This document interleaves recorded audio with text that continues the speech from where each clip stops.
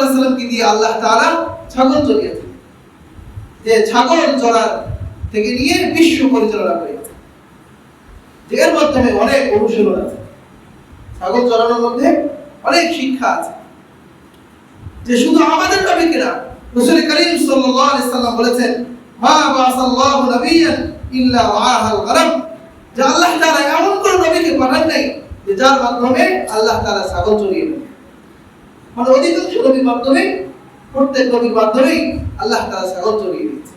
এর মাধ্যমে উম্মতকে কিভাবে চালাবে, উম্মতকে কিভাবে পরিচর্যা করবে, এটার অনুশীলন ছাগল চড়ানোর মধ্যে আছে, এবং তার মধ্যে একটা নমনীয়তা আছে।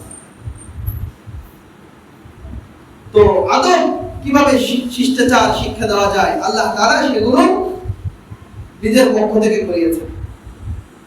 আল্লাহ তাআলা নিজেই তার শিক্ষক, পৃথিবীতে আর কোনো শিক্ষক নেই যে তাকে কেউ শিক্ষা দিয়েছে।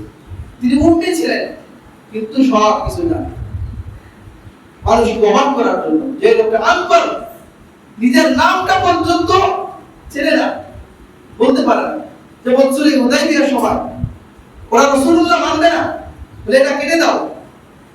তো আলী কি বলতেছে, আলী উনি লিখছিল চুক্তিপত্র যে মুহাম্মদ লেখো, রাসূলুল্লাহ কেটে দাও। বলছে আমি আলী এই কাজ করতে পারবো না। বলছে ঠিক আছে, তাহলে আমাকে দেখাই দাও, আমি কেটে দিই, আমাকে দেখিয়ে দাও, আমি কেটে দিই। আল্লাহ নবী বলেন নিজে কেটে দিই। তাহলে নিজের নাম মুহাম্মদ এইটাও নিজের চোখে ধরতে পারতেছে না, এই পরিমাণ আনপড় ছিল, অজ্ঞ ছিলেন না।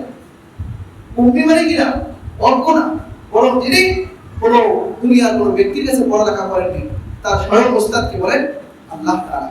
সম্মানিত হাজিরিন, তো নবীজি সাল্লাল্লাহু আলাইহি ওয়াসাল্লামকে আল্লাহ তাআলা রহমত হিসেবে, আদর্শ হিসেবে, উসওয়া হিসেবে পৃথিবীতে প্রেরণ করেছেন আমাদের হেদায়েতের জন্য।